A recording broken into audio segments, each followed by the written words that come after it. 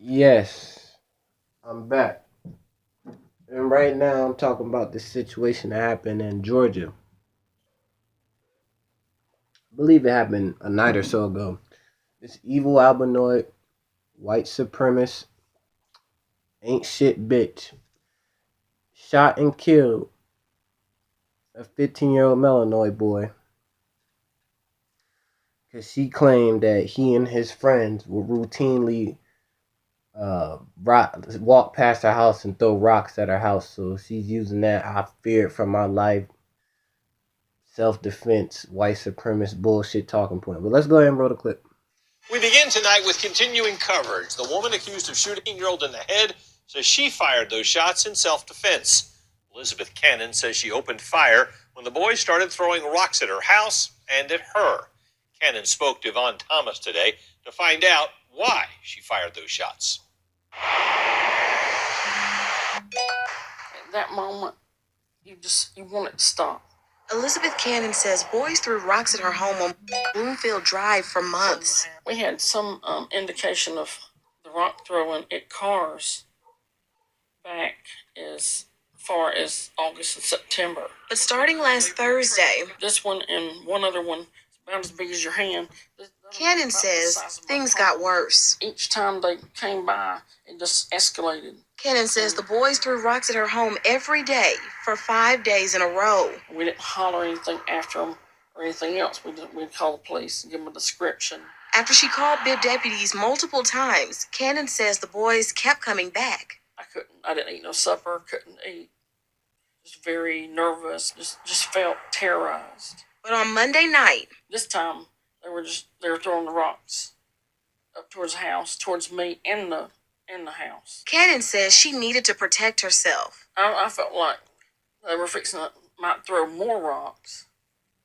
And so then I just felt like I had no other choice. Cannon says she pulled out her pistol and fired several shots. 15-year-old Vernon Marcus Jr. was shot in the head. No, I didn't want to hit any in the head. I did not want to kill anybody.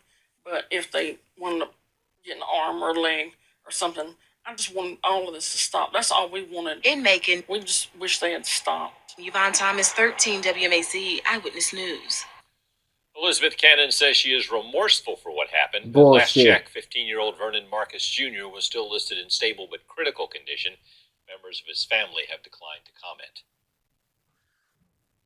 Now, this savage, only reason why I'm saying that she's a white supremacist, because what the news didn't tell you, which I have read in a separate article, which I'm going to try to find, and there's going to be an article in the description.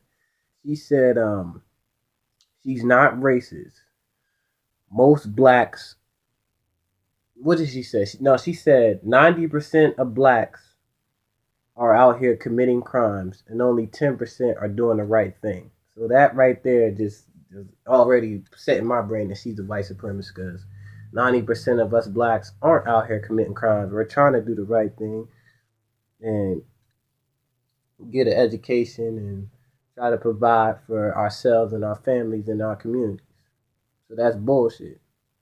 Now, damn near 70% of whites are out here committing crimes, which your FBI statistics say, which I broke down several months ago, even though y'all don't get charged or prosecuted to the full extent of the law, because we live in a system of white supremacy. It's not a judicial system. And they only gave this hoe a little over a $12,000 bond. But when it was Rick Ross, when he allegedly kidnapped his housekeeper and tied him up, they made him put up a $3 million bond, put up his house, all types of bullshit. But these savages can go out and kill, because I told y'all it's bounty season right now. They're doing this for fun because they are allowed to get away with it in the system of white supremacy. There's bounties on all of us.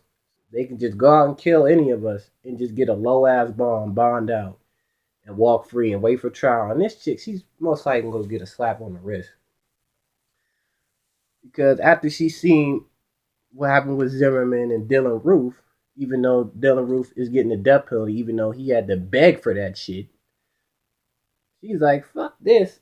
I'm going to just go out and kill a nigga and they going to give me a slap on the wrist. Because Dylan Roof, he could have got a slap on the wrist. He begged those crackers for the death penalty. Them white supremacists who are running Dylan Roof's case right now tried their damn hardest not to give him the death penalty.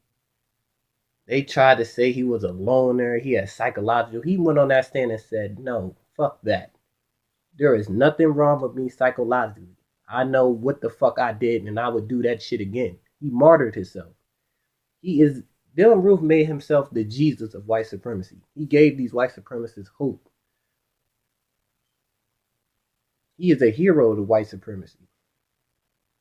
He's like the Spider-Man of white supremacy. They look up to him. So after seeing all that, they like, damn, well, Dylan Roof, they almost gave him a slap on the wrist. We can go out and kill any black person with impunity, and we don't get a slap on the wrist. So like I told y'all before, man, practice your human and Second Amendment right, which they say you have. Go out, get registered to carry. These crackers ain't playing, man.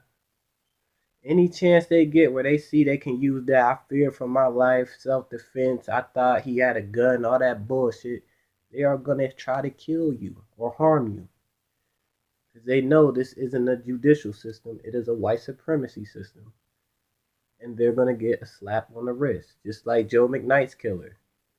He's getting charged with manslaughter, which is only a 5-year max sentence, if that.